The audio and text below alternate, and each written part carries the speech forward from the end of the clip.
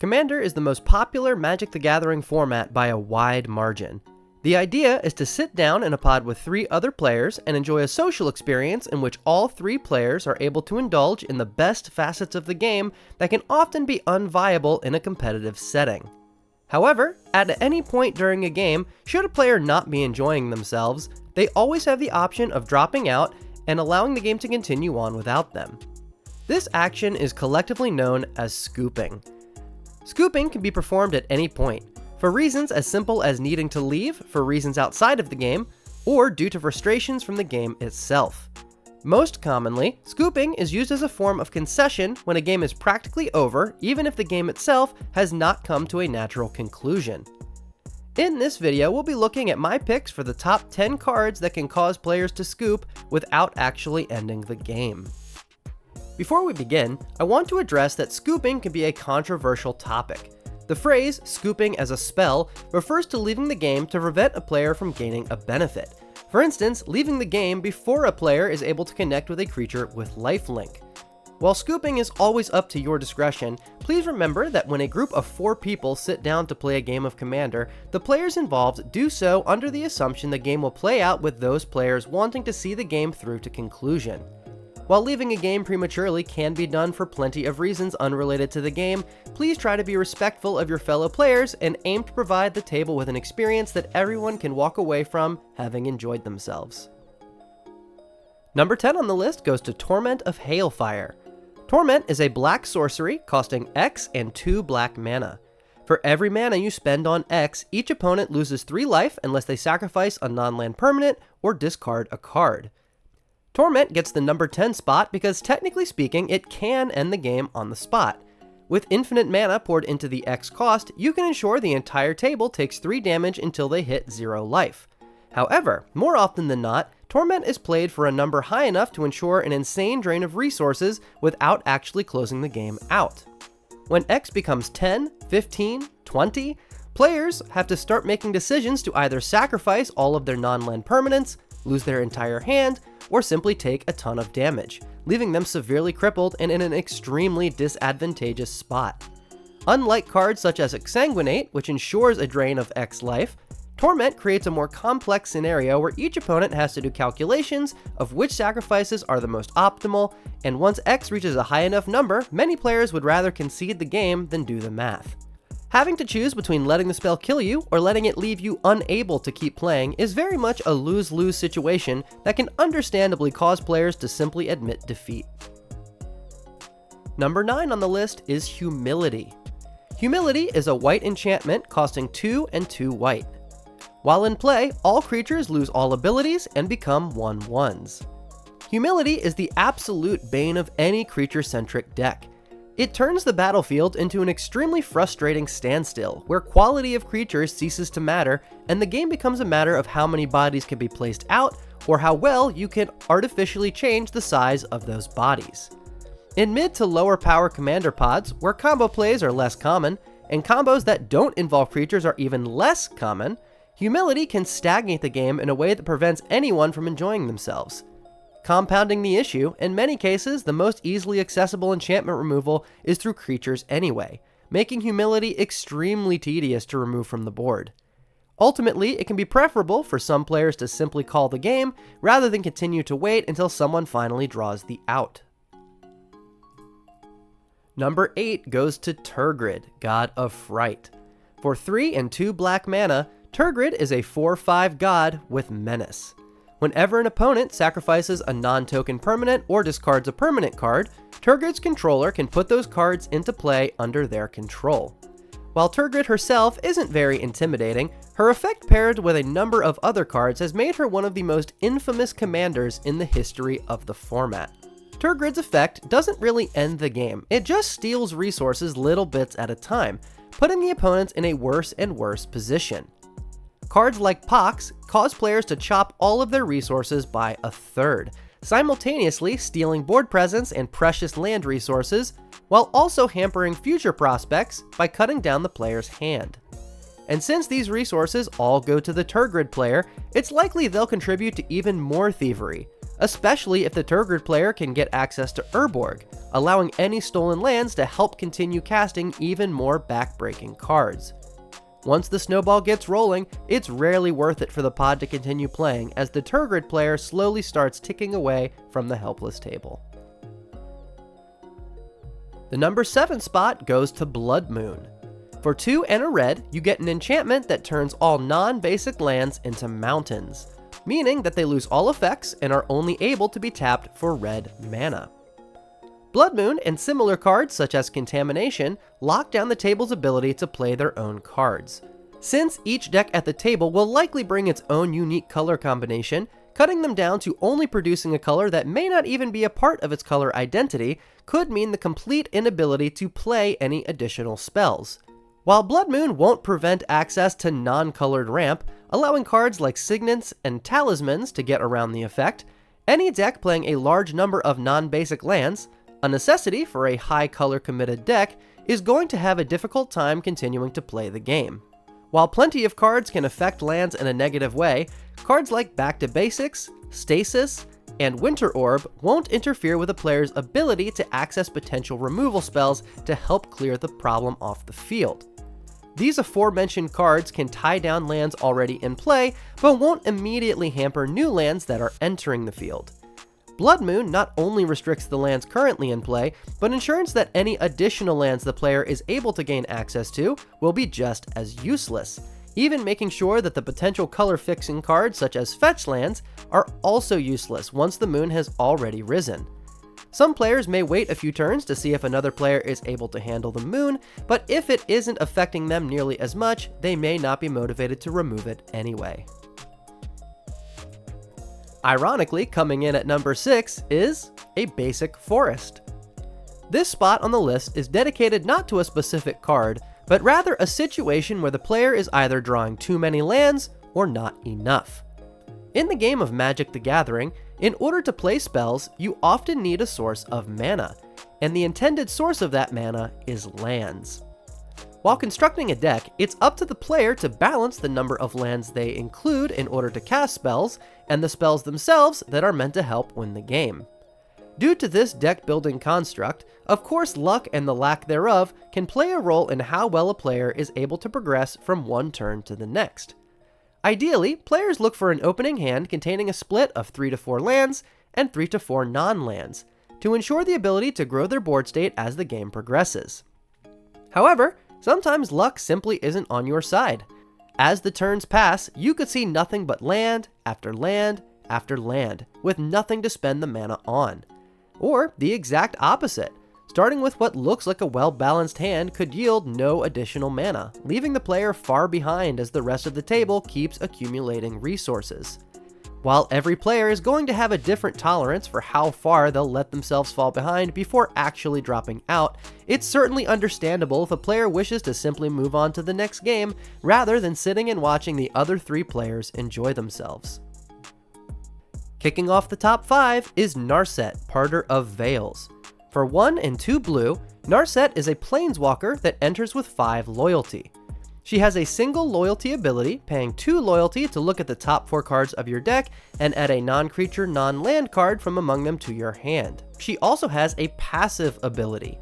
While she's in play, each opponent can only draw a single card during each turn. Much like Turgrid, Narset makes the list not for her own effects, but how she interacts with other spells to create some problematic situations. In Magic, there are a series of cards known as wheels.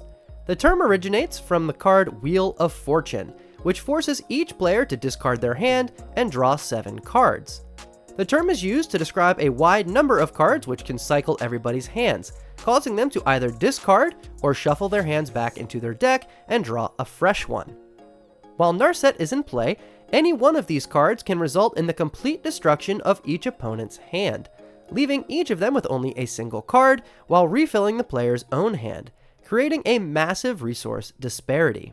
While other cards exist with similar effects, such as Notion Thief and Hull Breacher, the latter is actually banned for being too strong, and the former requires an additional color, making it a bit more situational. That being said, Notion Thief does carry the benefit of having flash and allows the player to draw additional cards on top of stopping the opponent from drawing cards of their own. Regardless, having your hand ripped away, especially if you're in a position without an already established board, can basically end the game for you. Entering in at number 4 is Expropriate. For 7 and 2 blue mana, Expropriate is a powerful blue sorcery. Its effect is Council's Dilemma, a unique mechanic in Magic that gives each player at the table a vote. Starting with the caster of the spell, each player votes for time or money. For each time vote, the caster takes an extra turn, and for each money vote, they take any permanent owned by the player who voted for it. Afterwards, exile Expropriate. Extra turn spells are some of the most powerful in all of Magic, giving a player the opportunity to follow up their plays before any other player can recover.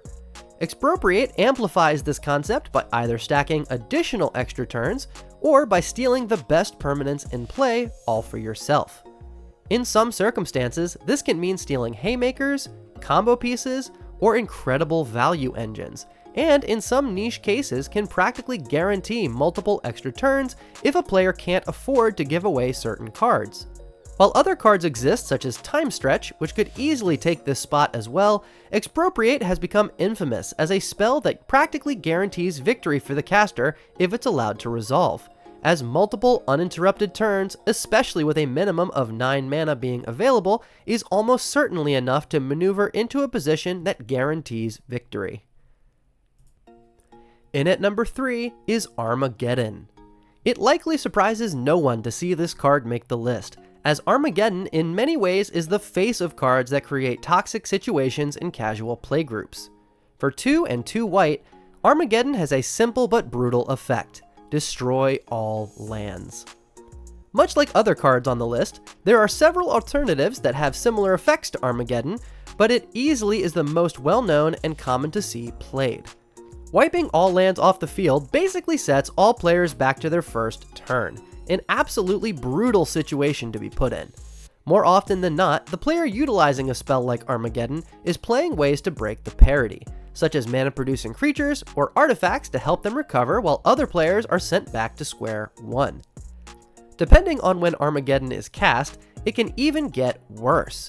As the game progresses, the focus of the game shifts from resource building to playmaking, meaning that players become less concerned with finding lands because they already have an ample number in play, and become more concerned with gathering spells to cast. This means that by the time Armageddon finds its opening, it's completely possible that the opponents have already exhausted their supply, and will have an extremely difficult time recouping their losses. Unless a player already has an established board and the ability to win without casting additional spells, Armageddon can often find itself the last spell cast in the game, despite not actually ending the game itself. Now you might be thinking, what could possibly place higher on a list like this than a card like Armageddon? Let's talk about number 2.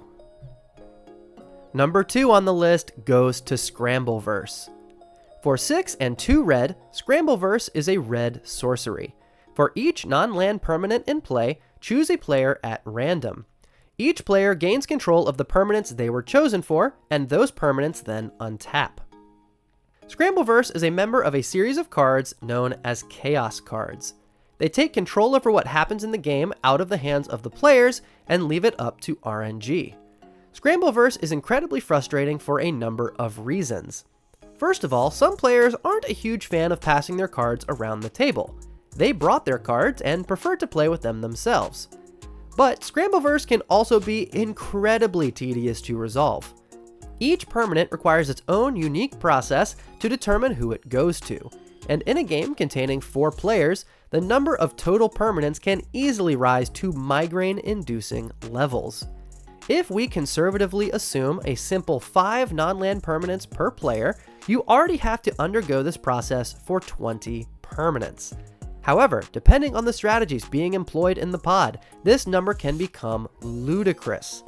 Many decks aim to create large quantities of tokens, each of which adds to the time required to resolve the effect. But the real headache is that once all is said and done, it's entirely possible that that entire process could barely affect the state of the field, rendering the whole rigmarole completely worthless. This card simply isn't worth waiting on for many people, who would rather just walk away than sit through the entire painstaking process. In my mind, there's really only one card even more frustrating than this. Finally, the number one spot goes to Thieves Auction. For 4 and 3 red mana, you get another red sorcery.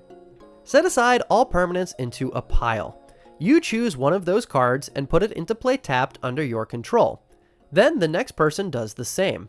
Repeat this process until all of the permanents in play have been chosen. Take everything we just talked about with Scramble Verse, and now we're going to make it even worse. This time, we're going to throw all of the table's lands into the mix. Let's assume that since this card costs 7 mana, it's being played on curve on turn 7. We'll assume you went last, so each other player also has 7 lands. Let's then add the roughly 5 permanents that we assumed from Scramble Verse. This means that we have in total 48 permanents that the table now has to sit and sort out one at a time. This again assumes conservative numbers where no one played any forms of ramp, or made tokens, or was playing out a larger number of permanents. You know, the thing that people want to do in a game of Commander. This also gives players a chance to start screwing with the state of the game, giving the caster the chance to pick any permanent they want from the pile. Are they going to try to steal all of the lands? Will they forsake the lands and just start scooping up the value permanents? If you thought that the amount of time to randomly assign permanents wasn't worth it, how about we add in a dash of decision making? Sure, by the end of the process, the weakest permanents can pretty much be scooped out one at a time, but if we're being honest, there likely aren't too many players who have gone through the process of actually resolving this unholy abomination of a card. Chaos cards are extremely frowned upon by a large portion of the player base for good reason. They can be obscenely tedious to resolve while not actually accomplishing anything to further the game state. Objectively, cards like Thieves Auction literally add nothing to the game state. They aren't producing anything new, they're just redistributing cards already in play.